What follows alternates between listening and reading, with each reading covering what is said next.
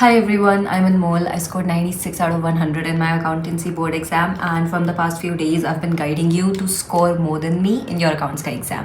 आज के वीडियो में I will take you through a topper की answer sheet. Basically paper presentation सिखाऊंगी मैं तुम्हें आज के वीडियो में. इसमें मेरा कुछ सिखाने का नहीं है, बस तुम्हें दिखाऊंगी कि टॉपर्स की आंसर शीट कैसी है ताकि तुम्हें ये पता चल जाए कि तुम्हें अपने आंसर्स कैसे प्रेजेंट करने हैं पेपर में. नाउ रिमेंबर, ये सारी टिप्स ना मैंने अपने एक वीडियो में ऑलरेडी बताई हुई है, जो मेरा फर्स्ट वीडियो यूट्यूब चैनल पे, that is last minute tips for your accountancy exam. मैंने उसमें ये सब कुछ तुम्हें बताया हो, इससे ज़्यादा ही बता दिया मैंने तुम्हें. तो अगर तुमने वो नहीं देखा है देख लेना, मोस्ट प्रोबेबली तुम लोगों ने देखा ही होगा. तो आज मैं तुम्हें बस दिखा देती हूँ कि उन टिप्स को प्रैक्टिकली अप्लाई कैसे कर. बेसिकली तुम्हारी आंसर शीट कैसी दिखनी चाहिए जब तुम वो सब टिप्स अप्लाई करोगे. नाउ रिमेंबर, ये मेरी आंसर शीट नहीं है, मैं अपनी आंसर शीट नहीं दिखा रही हूँ. ये आंसर शीट ऑफिशियली CBSE ने प्रोवाइड करी है.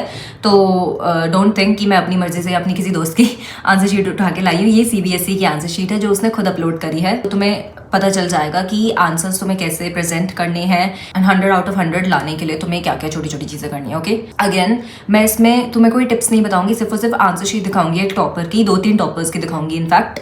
एंड तुम्हारे जो भी डाउट्स होंगे वो इसी में सॉल्व कर दूंगी. अगर इसके अलावा कोई डाउट्स हो तो late me no in the comments. Now let's go ahead. And yes, एक और डाउट आ रहा है स्टूडेंट्स को कि डिजिटल चेकिंग है अब, तो हम पेपर कहाँ से स्टार्ट करें, स्टार्टिंग से लाइक MCQ से स्टार्ट करें, पार्ट A से पार्ट B से. देखो, for that I will make a separate video, क्योंकि ये वीडियो बहुत लंबी हो जाएगी उसकी वजह से. तो just wait for that. I will probably make a short या फिर एक छोटा सा वीडियो ऑन दैट. ऑलराइट, तो इसने पार्ट A से चालू करा है. Whenever you start a part, तुम्हें पार्ट का नाम लिखना है. ऑब्वियसली ये सबको पता है. MCQs इसने आंसर करे हैं सबसे पहले. MCQ में ना मुझे काफ़ी बच्चे बोल रहे थे कि सिर्फ ऑप्शन लिखेंगे या फिर करेक्ट आंसर लिख दे तो मार्क्स मिल जाए. आई वुड से बोथ लिखो. ऐसा कुछ नहीं है कि तुम सिर्फ ऑप्शन लिखोगे तो तुम्हारे मार्क्स कटेंगे, बट रिस्की रहता है थोड़ा सा कि तुमने सिर्फ ऑप्शन लिखा है, आगे का नहीं लिखा, because option can be changed. तो तुम ऑप्शन लिखना और पूरा आंसर भी लिखना, that will be better for you. And अगर टाइम नहीं है तो फिर तो सिर्फ ऑप्शन लिख के आगे बढ़ जाना, बट आई वुड से कि ऑप्शन और आंसर दोनों लिखना. MCQ की वर्किंग नोट अगर तुम्हें बनाने हैं तो बना लेना. आई गॉट टू लर्न, मेरे फर्स्ट वीडियो में मैंने बोला था ना कि मुझे पता नहीं है उसके मार्क्स मिलते हैं या नहीं. आई गॉट टू नो कि उसके मार्क्स नहीं होते हैं वर्किंग नोट्स के. तो अगर तुम्हें बनाना है तुम बना सकते हो, because like see me as a person, मैं तो वर्किंग नोट बनाकर आती थी, बिकॉज मुझे रफ वर्क चाहिए ही होता है हर चीज़ के लिए. तो तुम यहाँ नीचे इसके वर्किंग नोट बना सकते हो या इसके आगे भी छोटा सा वर्किंग कर सकते हो, रफ वर्क भी कर सकते हो. फिर ये भी पूछ रहे थे मुझे कि वर्किंग नोट क्वेश्चन की स्टार्टिंग में बना सकते हैं या बाद में. देखो, इसने तो स्टार्टिंग में ही बनाया हुआ है and this is the latest answer sheet. तो अगर तुम स्टार्टिंग में भी बनाओगे इट विल बी ओके. तुम लास्ट में भी बना सकते हो. मैंने वर्किंग नोट लास्ट में ही बनाया था, बट तुम स्टार्टिंग में बना सकते हो जैसे इसने बनाया हुआ है. देन अब फॉर्मेट वगैरह पर आ जाते. देखो, आई हैव टोल्ड यू कि डेबिट क्रेडिट सब लिखना है. All of this matters. जो अकाउंट तुम बना रहे हो वो भी तुम्हें लिखना है. Date, particulars, amount. पर्टिकुलर्स पूरा लिखना है, डेट का कॉलम बनाना है, एंड अमाउंट तुम या फिर तो पूरा स्पेलिंग लिख सकते हो या रुपी का साइन बना देना. मैंने भी रुपी का साइन बनाया था. देन देखो, I have told you this कि तुम्हें लेजर क्लोज करना है. यहाँ पे डबल लाइन लगाई है ना, मैंने तुम्हें ये सब अपनी फर्स्ट वीडियो में बताया हुआ है कि ये सब के मार्क्स होते हैं, तो तुम्हें भी लेजर क्लोज करना है. एंड यहाँ पे इसने एक और कॉलम बनाया लेजर फोलियो का. ये ना जर्नल एंट्री में ज्यादा रिक्वायर्ड होता है, बट अगर तुम ऐसे बना दोगे तो कोई बात नहीं, और अगर तुम नहीं बनाओगे तो भी ठीक रहेगा. देन कटिंग्स अलाउड है, कोई ऐसी दिक्कत नहीं है. और अगर तुम्हें कोई रेफरेंस देना हो कि तुमने मतलब ये वाला कोई पार्ट बाद में करा है तो तुम ऐसा रेफरेंस दे सकते हो. आई थिंक मैंने भी दिया था कहीं ना कहीं.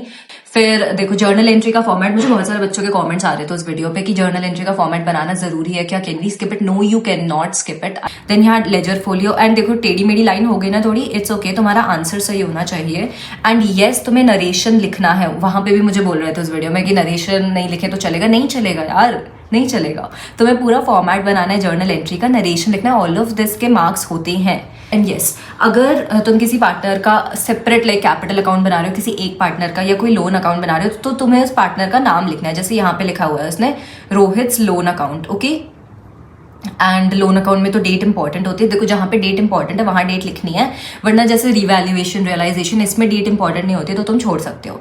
एंड एक और डाउट आया था मुझे कि अगर हमने कोई कटिंग करी हो तो हमें पूरा लेजर कट करके फिर से बनाना है या फिर वहीं उसके ऊपर लिख सकते हैं. उसके ऊपर लिख सकते हो. तुम्हें पूरा लेजर लाइक पूरा फिर से बनाने की क्या जरूरत है. छोटी मोटी कटिंग हो गई तो उसको कट करके ऐसे साफ सा लिखना है. ये घिचपिच मत कर देना. देखो, इसने कितने साफ तरीके से बस एक लाइन लगा के काट दिया है. That's what you have to do. Again ledger close करा है इसने, सब जगह लेजर क्लोज करा है. अगर तुम्हारा ऐसे कोई पेज बीच में छूट जाए, या फिर देखो ऐसे करो तुमने कि ये एक क्वेश्चन तुम्हें आ नहीं रहा है, तुमने बाद में जाके वो क्वेश्चन करना है, तो उसके लिए स्पेस छोड़ दिया. अगर एक्स्ट्रा पेज छूट जाए कोई बात नहीं है, जस्ट स्किप इट एंड आगे बढ़ो.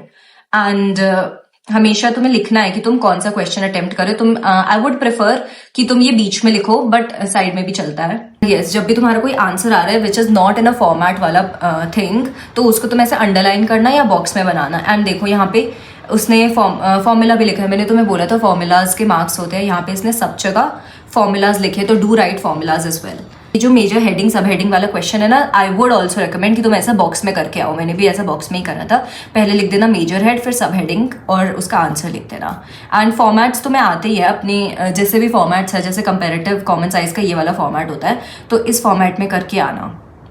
रेशियोज में इसने फॉर्मूला लिखे हैं बिकॉज फॉर्मूला के मार्क्स होते हैं, तुम्हें भी रेशियो में फॉर्मूलाज लिखने हैं। जो मैंने तुम्हें अभी पहले वाली आंसर शीट दिखाई ना, उसमें ये नहीं था, बट ये मैंने अपने वीडियो में तुम्हें बताया था टिप्स वाले में कि you have to do this. एक मिनट देखने दो। यस, हियर ये दिख रहा है। तो मैंने बोला था कि in the books of XYZ limited वो लिखना है, तो इसने यहाँ पे लिखा हुआ है Nishant limited cash flow statement operating activity as at 31 March 2023। इसने ये अपने हर क्वेश्चन में लिखा हुआ है। Common size statement and profit and loss of this and that limited for the year ended 31 March. Star limited journal, मैंने तुम्हें बोला था कि जिस भी कंपनी के बुक्स में तुम बना रहे हो या फिर जिस भी ईयर के लिए बना रहे हो वो सब तुम्हें लिखना है।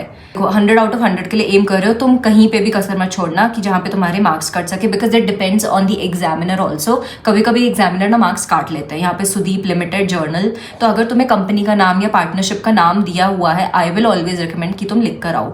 यहाँ पे एक्सट्रैक्ट भी लिखना है, बैलेंस शीट एज एट, अगर डेट नहीं दिए तो ऐसे डॉट डॉट डॉट करके छोड़ दो। मैंने भी ये सब करा हुआ है। एंड मैंने बोला था ना, अगर तुम किसी स्पेसिफिक पार्टनर का अकाउंट बना रहे हो तो उस पार्टनर का नाम लिखना है। वर्किंग नोट में ना तुम्हें कुछ ऐसे डिटेल में नहीं करना है, तुम ऐसा रफ वर्क की तरह दिखा दोगे वर्किंग नोट तो भी तुम्हें मार्क्स मिल जाएंगे, बट वर्किंग नोट प्लीज दिखा कर आना। And also one more thing, मुझे मालूम है बहुत सारे बच्चे इसमें कमेंट करके बोलेंगे कि इन सबकी हैंड राइटिंग इतनी सुंदर है, इतना सुंदर पेपर लिखेंगे तो सबको ही मार्क्स मिलेंगे, इसलिए मैं तुम्हारे लिए एक और आंसर शीट लाई हूँ। This is also a toppers answer sheet. ये मेरी आंसर शीट नहीं है, जबकि मेरी हैंड राइटिंग भी ऐसी थी। तो इवन इफ तुम्हारी हैंड राइटिंग बहुत अच्छी नहीं है, तुम्हें मार्क्स मिल जाएंगे अगर तुम्हारा आंसर सही होगा। एंड देखो यहाँ पे इसने कटिंग्स तक करी हुई है, तो अगर तुम कटिंग करके भी लिखोगे बट आंसर सही होगा तो तुम्हें मार्क्स मिल जाएगा। So you do not have to worry कि हमारी आंसर राइटिंग मतलब हमारी हैंड राइटिंग अच्छी नहीं है या फिर हमने कटिंग्स बहुत कर दिया। अगर तुम्हारा आंसर सही है तुम्हें मार्क्स हमेशा मिलेंगे।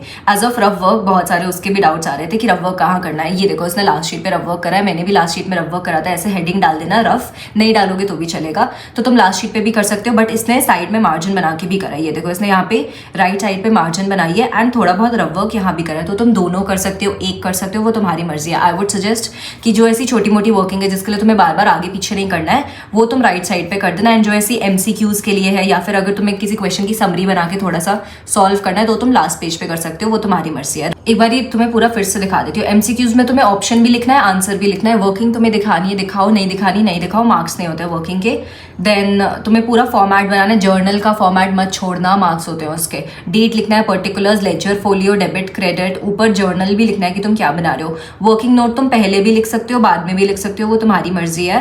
एंड लेजर तुम्हें क्लोज करना है, सब जगह टॉपर्स ने लेजर क्लोज करा है। फॉर्मूलाज लिखने हैं तुम्हें, ऐसे फॉर्मूलाज लिखने हैं, मार्क्स होते हैं उसके। जो भी तुम अकाउंट बना रहे हो जैसे accumulated depreciation account, debit, credit, वो छोटा मोटा सारी चीज़ें तुम्हें लिखनी है।